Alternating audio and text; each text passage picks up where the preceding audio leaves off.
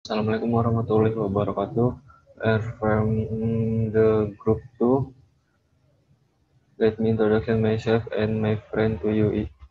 I am Muhammad Abdullah Syabana and my friend there are Ariel Delvanza and Farhan Diwa.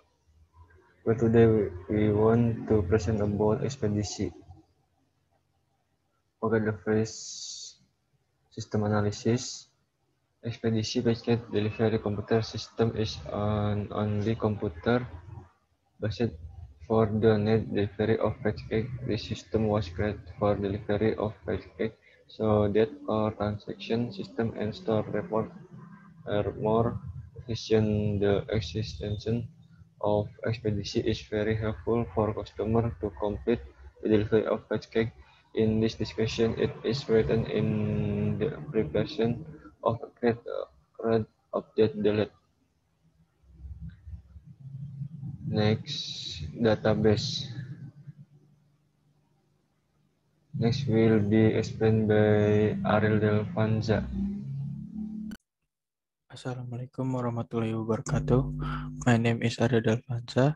I will continue the presentation previously explained by Rama. Okay, so our project here is already connect to the MySQL database. The database has three tables. It is TB user, TB status, and TB barang.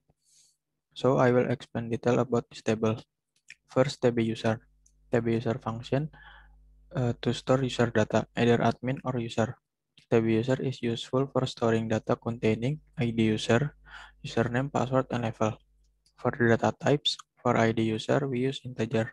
Then for username and password, we use varchar. Then for the level, we use an enum which contain admin or end user. So if the employee login, he will select admin, and if the customer login, he will select the user. In this table, we select ID user as primary key. Next, TB status. TB status function to store data on the progress of delivery of the package, whether the package have not been sent or have arrived and have been received by the recipient. In TB status, there are column for ID status, ID barang, address, and status. For the data types, for the ID status and ID barang, we use integer. Then for the address, we use varchar. And for the status, we use enum, which contain unsent and has been sent. In this table, we select ID status as primary key and ID barang as foreign key. Next, TB barang.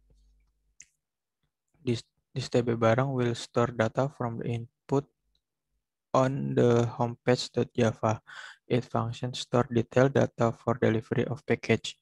This table contain column for ID barang, ID user, weight, package, destination, address, and total price. For the data types, for ID barang, ID user, and total price, we use integer. Then for weight, package, destination, and address, we use varchar. In this table, we select ID barang as primary key and ID user as foreign key. So that's it from me. The presentation will continue from Farhan Diwa. Assalamualaikum warahmatullahi wabarakatuh. Hello, I'm Farhan Diwa and I'll be taking over from here. Here we have the design interface of the login page. We have a multi-user login system to differentiate between admin and user login. Each level has its own privileges. For example, the admins can edit, delete, and insert records to and from the table, while the users can only input data to the table. If you logged in as an admin, you will be directed to the admin page, and if you logged in as a user, you will be directed to user page or home page. Now let's move to the admin form. This is where you will be directed if you logged in as an admin. Here we have two tables that show records from TB barang and TB status. You can edit records from TB barang here by writing the goods ID and press check ID barang. Once you edit a record, it will be auto recalculated, but there is also a recalculation button to make sure the data is right after you edit a record. You can also delete records from both TB barang and TB status by clicking the hapus button after you choose one of the goods ID.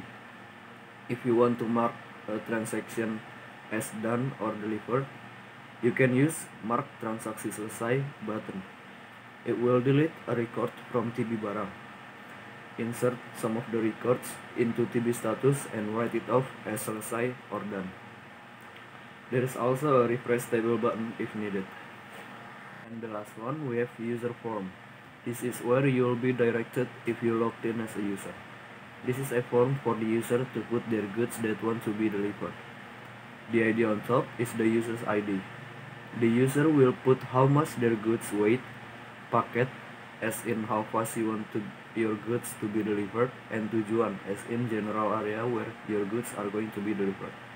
Each weight, packet, and tujuan has its own price and calculation formula.